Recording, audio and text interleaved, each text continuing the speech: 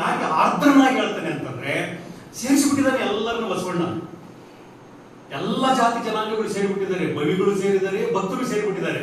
ಸೇರಿ ಮತ್ತೆ ಕಚಾಡ್ತಾ ಇದ್ದಾರೆ, ಮತ್ತೆ ಜಗಳ ಆಡ್ತಾ ಇದ್ದಾರೆ, ಮತ್ತೆ ನಾನು ದೊಡ್ಡವನು ನೀನು ಸಿಂಹವನು ಅಂತ ಹೇಳ್ತಾ ಇದ್ದಾರೆ, ನಿಂದ ಆ ಜಾತಿ ನಿಂದ ಈ ಜಾತಿ ಅಂತ ಹೇಳ್ತಾ ಇದ್ದಾರೆ.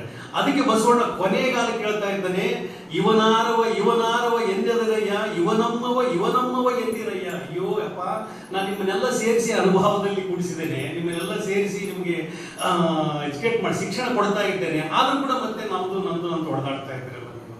ಅರ್ಥ ಏನು ಅಂತಂದ್ರೆ, ಶರಣನಾಗೋದು ಅಂತಂದ್ರೆ ಅದು ದೇವರನ್ನ ಮೀರಿದ ಒಂದು ಸ್ಥಿತಿ. ಆ ಸ್ಥಿತಿಗೆ ಹೋದಾಗ ಮಾತ್ರ ನಾವು ನಿಜವಾಗಲೂ ವಚನವನ್ನ ಆಲಿಸಿದಂಗಾಗುತ್ತೆ, ಬದುಕಿದಂಗಾಗುತ್ತೆ. ಅಂದ್ರೆ ಈ ತರದ ಒಂದು ಭರವಸೆ, ಈ ತರದ ಒಂದು ಮನಸ್ಥಿತಿ ಬಸವಣ್ಣನವರದಾಗಿತ್ತು ಅಂತ. ಇದಕ್ಕಿಂತ ಎಷ್ಟು ದೊಡ್ಡ ಸ್ಥಾನ ಕೊಡುತ್ತಾರೆ ಬಸವಣ್ಣ ಅಂತಂದ್ರೆ, ಈ ಶರಣರಿಗೆ ಶರಣ ನಿದ್ರೆಗೈತದೆ, ಜಪ ಕಾಣಿರೋ,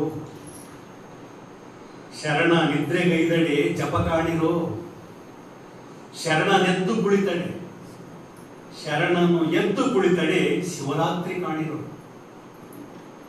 ಶರಣ ನಡೆದುದೇ ಪಾವನ ಕಾಣಿರೋ, ಶರಣ ನಡೆದುದೇ ಪಾವನ ಕಾಣಿರೋ, ಶರಣ ನುಡಿದಿದೆ ಶಿವತತ್ವ ಕಾಣಿರೋ, ಶರಣ ನುಡಿದಿದೆ ಶಿವತತ್ವ ಕಾಣಿರೋ. ಮುಂದೆ ಹೇಳ್ತಾನೆ ಬಸವಣ್ಣ, ಕೂಡಲ ಸಂಗನ ಶರಣನ ಕಾಯವೇ ಕೈಲಾಸ ಕಾಣಿರೋ. ಎಷ್ಟು ದೊಡ್ಡ ಮಾತು, ಕಾಯವೇ ಕೈಲಾಸ ಕಾಣಿರೋ.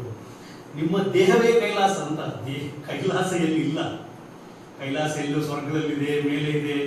ಈ ಎಲ್ಲ ನಮ್ಮ ವೈದಿಕರು ಅಲ್ಲಿದೆ ಇಲ್ಲಿದೆ, ಆ ಪೂಜೆ ಮಾಡಿ ಈ ಪೂಜೆ ಮಾಡಿ, ಆ ಸತ್ಯನಾರಾಯಣ ಪೂಜೆ ಮಾಡಿ, ಇನ್ನೆಲ್ಲ ಯಜ್ಞಗಳನ್ನು ಮಾಡಿ, ಯಜ್ಞಾದಿಗಳನ್ನು ಮಾಡಿ, ಆ ಸುಬ್ರಹ್ಮಣ್ಯಗೆ ಹೋಗಿ ಅಲ್ಲೊಂದಿಷ್ಟು ತಲೆದಂಡ ಕೊಡಿ, ಅಲ್ಲಿ ಮಂಜುನಾಥನಿಗೆ ಹೋಗಿ ಅಲ್ಲೊಂದಿಷ್ಟು ತಲೆದಂಡ ಕೊಡಿ, ಇನ್ನೇನೇನೋ ಮಾಡಿ ಅಂತೇಳಿ ನಮ್ಮನ್ನೆಲ್ಲ ಅತಂತ್ರದಲ್ಲಿ ಅಭದ್ರತ್ವದಲ್ಲಿ ಇರ್ತಾರಲ್ಲ, ಅದಲ್ಲ ಅಂತ.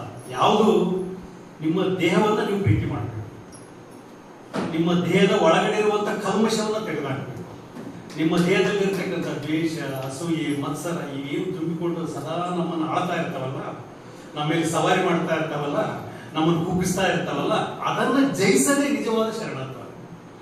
ನಾವು ಅಷ್ಟು ಸುಲಭ ಅಲ್ಲ. ನಾವು ಅಲ್ಲಿ ಹೇಳ್ಬೋದು ಬಹಳ ಸುಲಭದಲ್ಲಿ ಜಯಿಸ್ಬೇಕು ಅಂತೇಳಿ. ದ್ವೇಷ ಅಷ್ಟು ಸುಲಭದಲ್ಲಿ ಜಯಿಸ್ಲಿಕ್ಕೆ ಆಗೋದಿಲ್ಲ, ಹೊಟ್ಟೆ ಕಿಚ್ಚು ಅಷ್ಟು ಸುಲಭದಲ್ಲಿ ಜಯಿಸ್ಲಿಕ್ಕೆ ಆಗೋದಿಲ್ಲ, ಮತ್ಸರ ಅಷ್ಟು ಸುಲಭದಲ್ಲಿ ಜಯಿಸ್ಲಿಕ್ಕೆ ಆಗೋದಿಲ್ಲ, ನಮ್ಮ ಶ್ರೀಮಂತಿಕೆಯನ್ನ, ನಮ್ಮ ಗರ್ವವನ್ನ, ನಮ್ಮ ಸೊಕ್ಕನ್ನ ಅಷ್ಟು ಸುಲಭದಲ್ಲಿ ಜಯಿಸ್ಲಿಕ್ಕೆ ಆಗೋದಿಲ್ಲ ನಮಗೆ.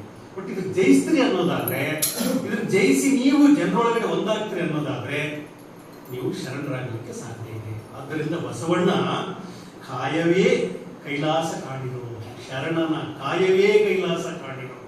ಆದ್ದರಿಂದ ಇಂತಹ ಒಂದು ಶರಣತ್ವ ನಮಗೆ ಸಾಧ್ಯ ಆಗ್ತದೆ ಅನ್ನೋದಾದ್ರೆ ನಾವು ನಿಜವಾದ ಲಿಂಗಾಯತರಾಗಲಿಕ್ಕೂ ಸಾಧ್ಯ ಆಗುತ್ತೆ, ಶರಣರಾಗಲಿಕ್ಕೂ ಸಾಧ್ಯ ಆಗುತ್ತೆ. ಇದು ಬಹಳ ಸರಳವಾದ